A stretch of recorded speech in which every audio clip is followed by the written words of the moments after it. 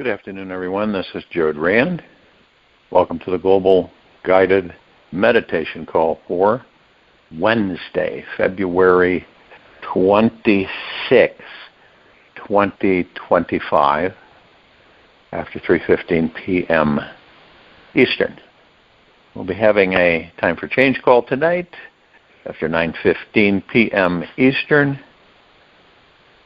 We're going to look at what has transpired over the last month, the areas that have not been tended to yet,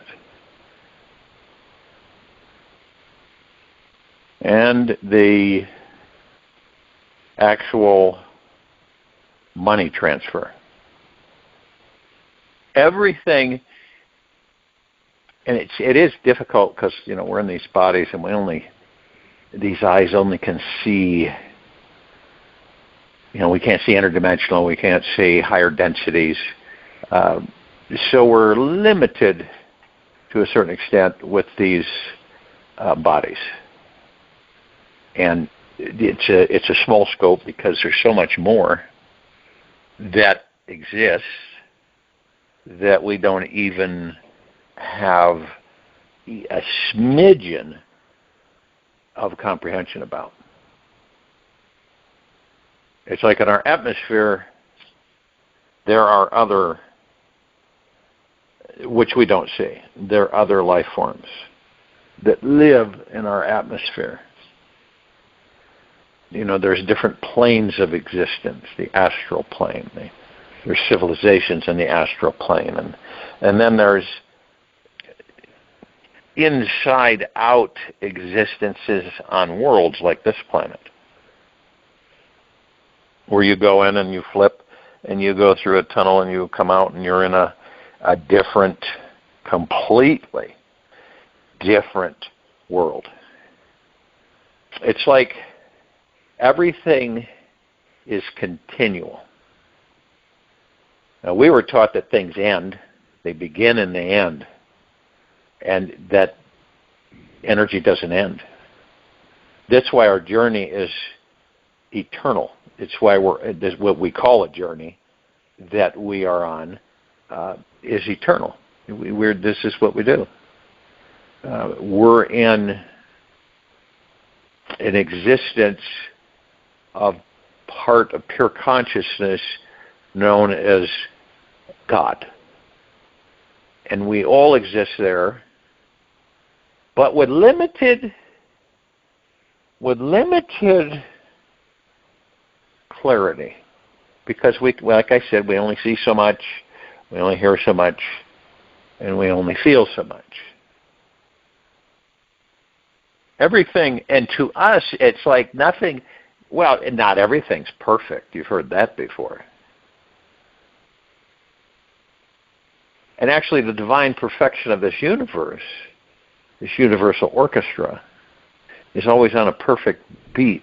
But if you said that to somebody who was having challenges, so to say, they would say you're crazy.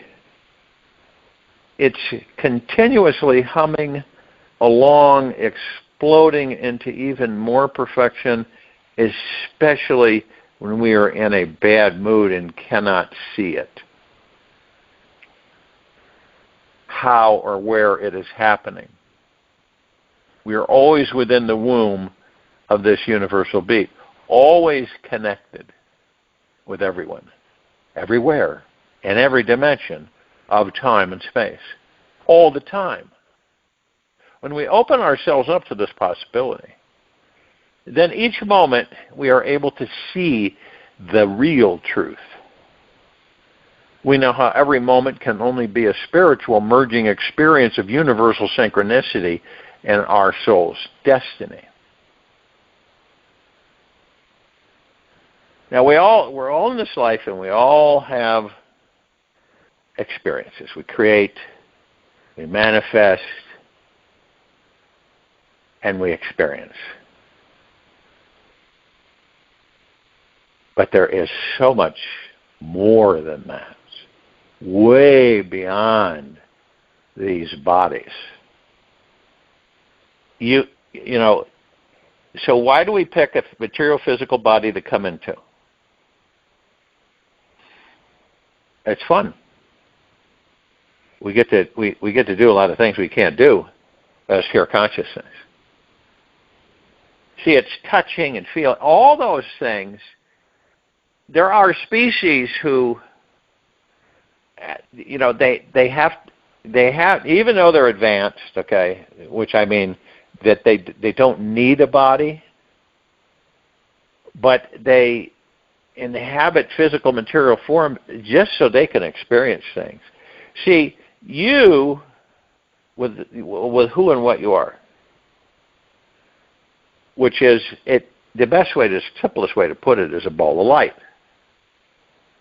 cosmic light energy. And you can't fix things, you can't assemble things, you can't build things, you can't do anything. You can't do any of that stuff. So it's like, okay, we're going to enter this body so that we can experience and do things and experience. Now, since there's a missing element, and the missing element is what?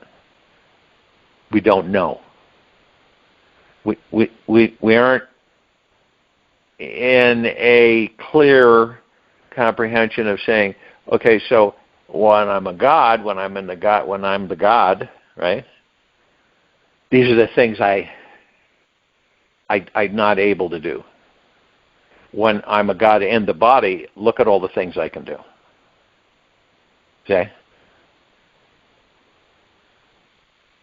We've seen, we've been taught a lot of things in movies and stories and books and everything where, someone appears and then they're there and they disappear. Could be your grandfather, your mother, somebody that appears, is there, and then gone. But they look like them. They look like them. Why is that? Well, you can explain it away by saying that they're a ball of light, and that would frighten people, a ball of light. I don't know if it would. If we showed our real selves to those still in body on this planet, I don't believe it would freak us out. Now, it might with some who are totally asleep, that aren't awake yet.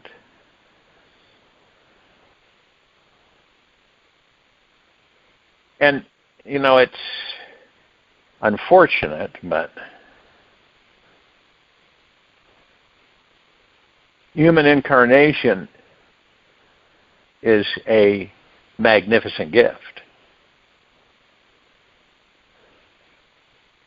And a lot of us, that we can't make up a comparison, so we come into these bodies and we live a life.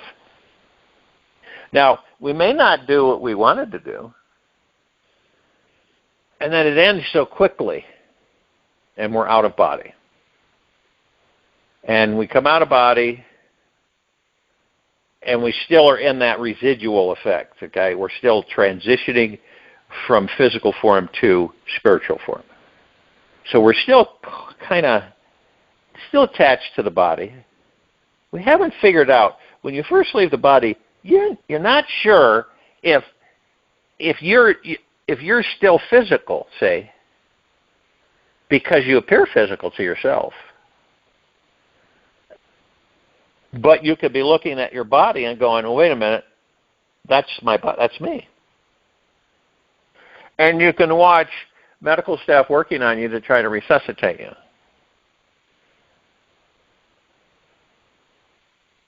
But you still carry the physical with you. Image is kind of a mirror image. And we do this every time we incarnate into a body, and then we reincarnate, and we just cycle for thousands and thousands and thousands and thousands of years.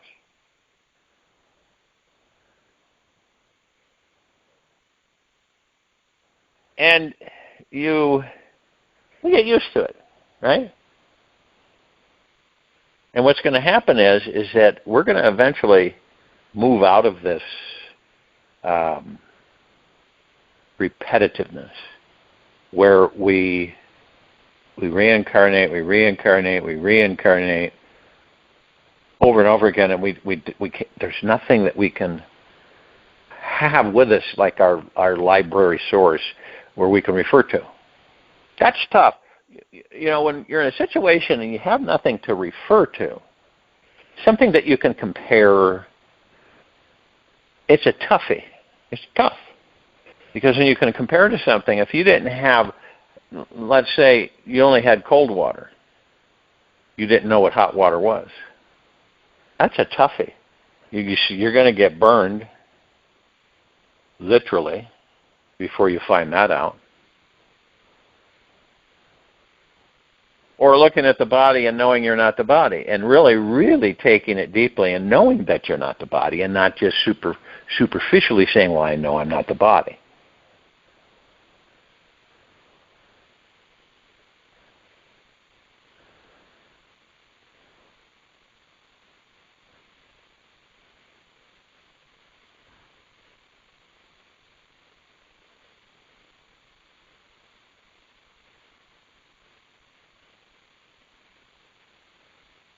Whenever we do anything, whenever in this life, no matter what it is, we create it, but many people don't know that they don't know they create it. They think it's coming from somewhere. If you have a bad day, right? You have a big challenge, you get irritated, you lose your temper, whatever it may be. And the ironic thing about it is that we have the power to shift that at any time. We can redirect it before it turns into a forest fire. We could just say, no, you know what? I'm not going to go there. And we have a comparison. It's amazing when you have a comparison, not judgment, but comparison, and you say, I've been there before. I've been there a lot. And I know what that does, and I'm grateful for having that experience, but I am not interested in it now. I want to move into heart-mindedness and the now. I want to move there. I want to stay there. I'm moving out of the ego mind. Irritation. Yeah, you have some good times with ego mind and fun times and stuff like that. It's not all doom and gloom. But for the most part, have you ever felt agitated? There's nothing really agitating. There's something knocking on your tick. You can't put your finger on it, but you just feel agitated. You're kind of like... And most of us don't look at it. Instead of saying, or falling into it, we could say, what the heck's going on here? Why would I feel agitated? Agitated with myself? Is it the ego mind? Let's look at that to determine what the heck it is so that I can let go, surrender it. Some of us would say, that, you got to have all this mix. The good, the bad, and the ugly. Well, yeah, we've had it. We've had it a lot for a long time. And you can only make so many comparisons with things like this is good, this is bad. That's ego mind, good and bad. This is right, this is wrong. This is ego mind, right or wrong. Instead, and this is the spiritual evolution of this civilization. It's not sticking with us anymore. Not anywhere near it like it used to for thousands of years. It just is not sticking. And I mean for those of us who are well aware and we comprehend, and we're not interested in it. We're interested in the spiritual evolution with ourselves. We want the spiritual evolution. We truly want to embrace the God that we are. We want to master our ego mind. We want to master our thoughts and eventually retire our ego mind. Now, there's always this that comes in and says, well, then you don't care, you won't do anything, you won't be active, and you'll just kind of sit and cogitate, which I disagree with. It's a different experience for all of us to choose a spiritual path. And what the heck is a spiritual path? It means that we only live in the now, and we embrace every moment that we're in this body. We know that all of our answers and everything are within this body with the God that we are. So whenever we commune with the God that we are, the answers are there. We know that we have, while we're in this body, we inherit a subconscious mind, which is our recorder. It records everything the ego mind does. Everything. Then it randomly plays it back in our lives. There's no particular time element. It just, boom, it plays it back. And then we kind of experience it. I've done this before.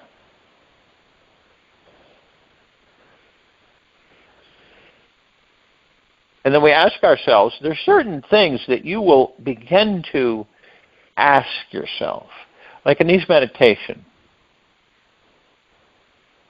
you find a comfortable place. You make sure you don't have any outside distractions. You begin to relax into your body. You just fold into it. You lean into your body. You relax. You're as still as you can be, as still as a statue if possible. And you focus on your breath rising and falling, like you're normally breathing. And that's it. And see, we do know that meditation is the strongest form of prayer. When we pray, we've been taught to pray outside of ourselves. We've been taught to pray to something. Some of us think we know. Pray to Jesus, pray to the God, whoever it may be. And all along, and I've shared this for years with people, pray, excuse me, pray to yourself, pray to the God that you are. You can't get any closer than that. Instead of up there. It's in here. It's like the country of America, right? We were taught to say one nation under God, right? That's bicameral. When some of us know that it is one nation of God. These are just words that have been programmed with the civilization for eons.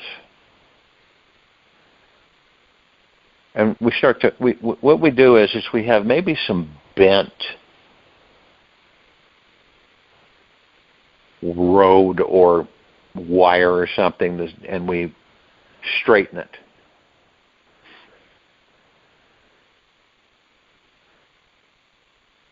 And we stay away from negativity because it's so easy to dump into negativity. Isn't it?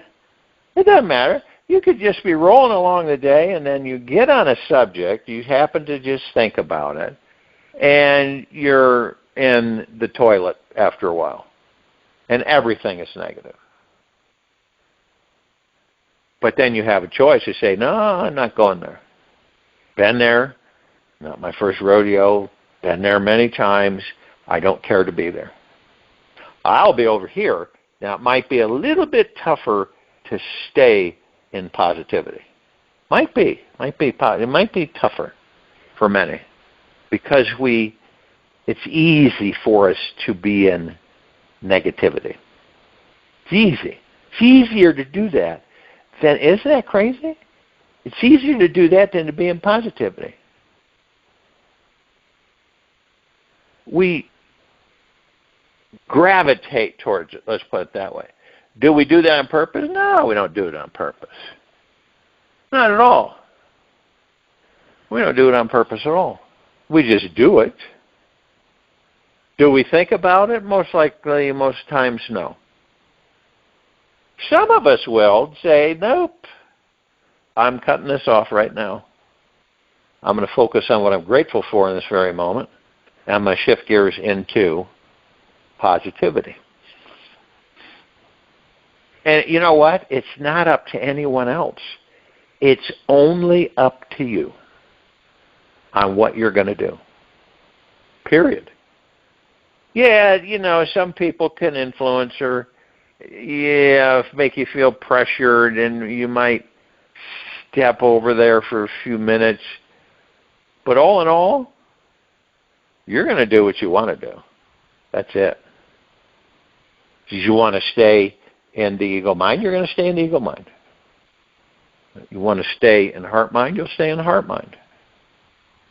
We're so ingrained, this life that we have, we're so ingrained with the way it works and operates. And the funny thing about it is that we're the ones that orchestrate it, build it, assemble it, put it together, and live it. It's not like someone does it for us.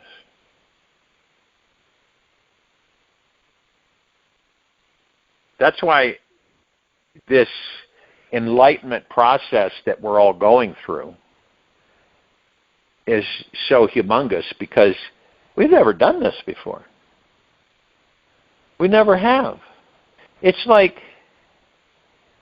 you see what's happening with this group of people in our country that are finding all this, bad stuff that has gone on for a long time. But they've never done it before, really. This is the first time. They can't say, well, remember when we did it this time and what happened, or remember when we did it that time, what happened. It's like fly by the seat of your pants, mostly. And some of us will say, well, then this should be done, this should be done, this should be done, and then, why isn't it being done? And then that gets all gummed up. Instead of focusing on the more we can feel into the spiritual truth of who and what we are. Who are we, really? We are pure consciousness, cosmic awareness, cosmic energy, power, in a human physical body. So we're all that there is, ever has been, ever will be, ever, beyond, and forever. That's our God part. Okay. We know the body is temporary, and it extinguishes, and we leave it behind. But this is something that we choose to focus on or not. Some of us will go deeper. Others won't. It's a choice. And when we do that, when we focus, we naturally pull back our attention to our real selves. It feels good. It feels really good. So we naturally do it. And our spiritual nature takes care of us. And we can effortlessly enjoy life, this life, which means we have stopped dwelling on the negative. Our bad mood turns around and we see the beauty in everything. We are grateful for life again. Life is the highest, supreme value in all that there is, ever has been, ever will be, ever, beyond, and forever.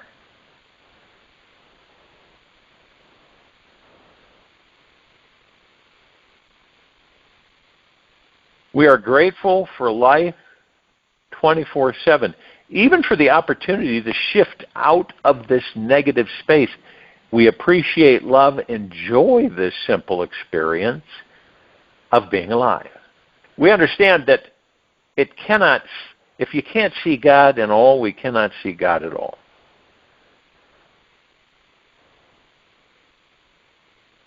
And turn within and you will become free and liberated, because it's all a dream, Robert Adams. It really is a dream. We create all these illusions to entertain ourselves and experience, learn in this life. Nothing is creating it for us. That's a falsity. There isn't anything creating it for us. We are creating it as we step along. That's one that many just don't embrace. The mind's too small of a container to hold that information, so it's difficult to comprehend it. Doesn't it make sense? We're all gods in these bodies. We're all the kingdom of God. We're all the heaven. Omnipotently powerful, supreme, manifesting, abundant beings that never die. Well, it's very logical that we would create surroundings to entertain us so we can experience material physical form. We enter these bodies that are highly emotional. So it's one heck of an adventure. One heck of an adventure. Now, most of us don't see it that way. We don't, oh, wow, that's a great adventure. We're usually looking at, why is this happening? Why is this not happening? It's easy for us to pick so many different things out and then obsess about them, rather than just letting them go. You just, not interested, see ya. This life really is designed by us to be this one big, magical, manifesting adventure.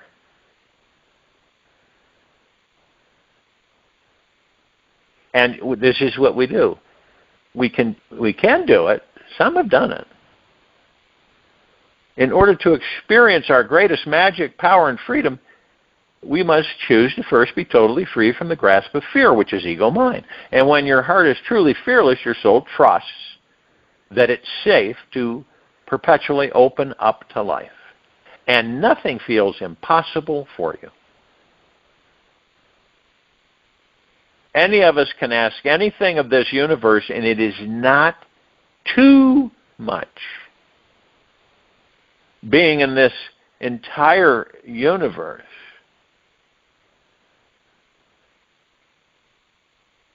whatever your heart desires instantly begins to manifest into this world. Now, a lot of people think this is just crazy. It's ridiculous. But yet when we learn how to transform fear, every moment becomes an invitation to meet the divine, the God that we are, awaiting within each one of us.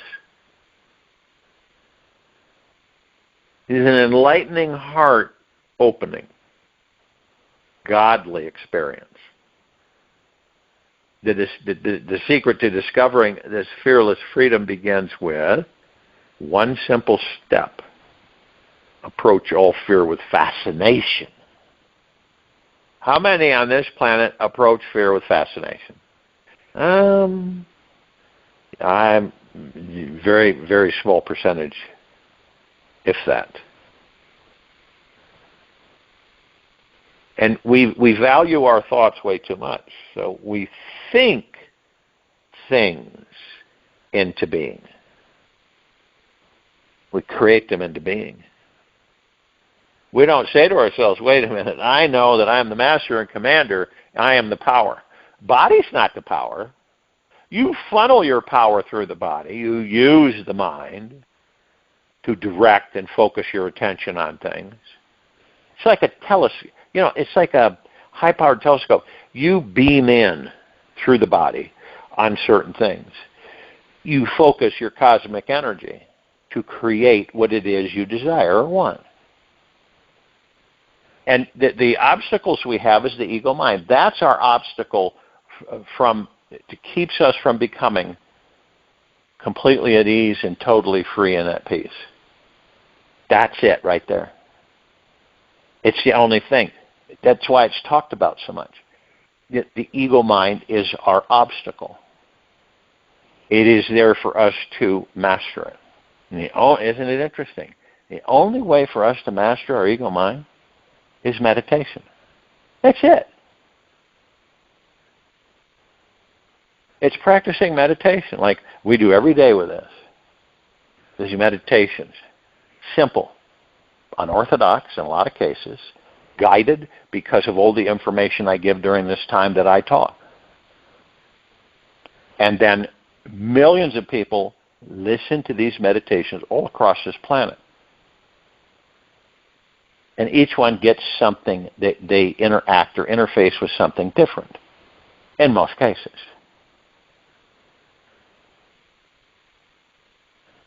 But guess what?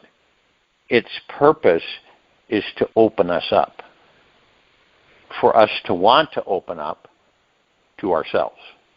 And I'm not talking about being critical, negative, abrasive to oneself. I'm talking about being gentle, kind, generous, and humble with yourself at all times.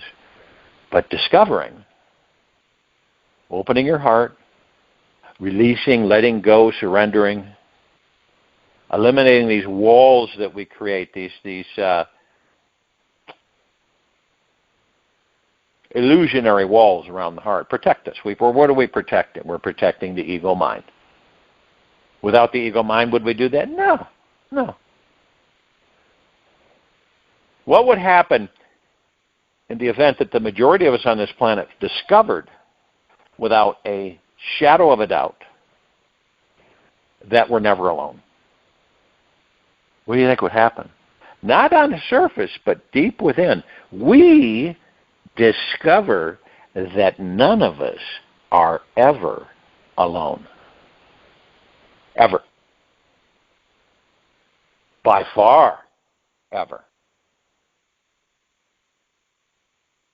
And one might say, well, there's no one around me. What? Oh, that means you're not experiencing anyone physical around you. Yet this universe, all that there is, ever has been, ever will be, ever beyond, and forever, is literally part of the God that you are in that body. And the God that you are in that body, how can that not be your company, your best friend, who you commune with and talk with and interact with and ask questions that you wish to be answered? I mean, it's progressing for us to love everything. Love everything. Love what you fear. What do you think the biggest thing is that does stymie us while we're in these bodies? We're not convinced. We're not convinced that we're the God in the body, the pure consciousness, which can never be taken away.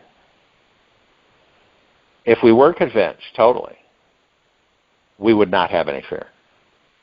We wouldn't be fearful of leaving the body. We wouldn't be fearful of being hurt. We wouldn't be fearful of this and fearful of that and worried about this and stressed about that.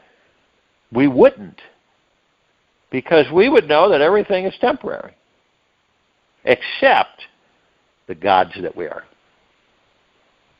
We know that everything isn't real except the gods that we are.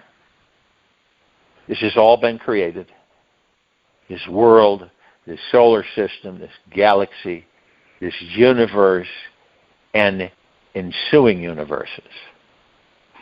It's all been created by the collective consciousness, which is in all that there is, ever has been, ever will be, ever beyond, and forever. It's not created by anything else. And guess what? All of us are part of that collective consciousness. And all of us are master manifestors, whether we know it or not.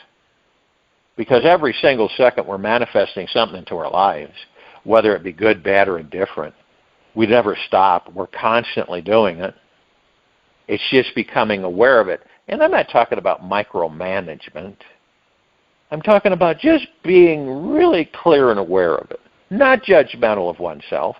You see, okay, yeah, I see where I'm going here, and I'm not going there. I prefer to be over here. So that's what I'm going to focus on. I'm not going to be irritable, angry, frustrated, hurried, impatient. I don't care to go there. I'm deciding I'm going to be happy for the very moment I'm in.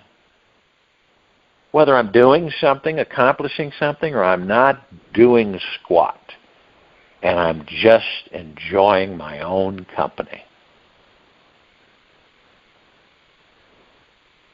I'll join you in meditation. I'll return to close us out.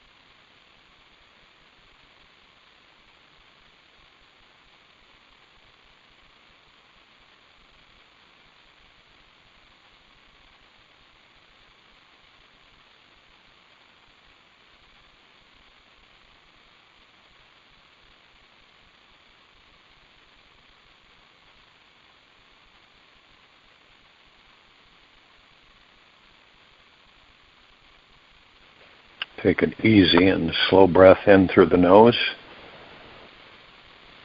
And an easy and slow breath out from the mouth. Remain still, relaxed into your body, focused on your breath rising and falling. Whatever suffering is occurring in your life, remember that it's simply there because you keep dwelling on it. Stop entertaining these thoughts and realize that you are the master of who is always manifesting your experience of reality.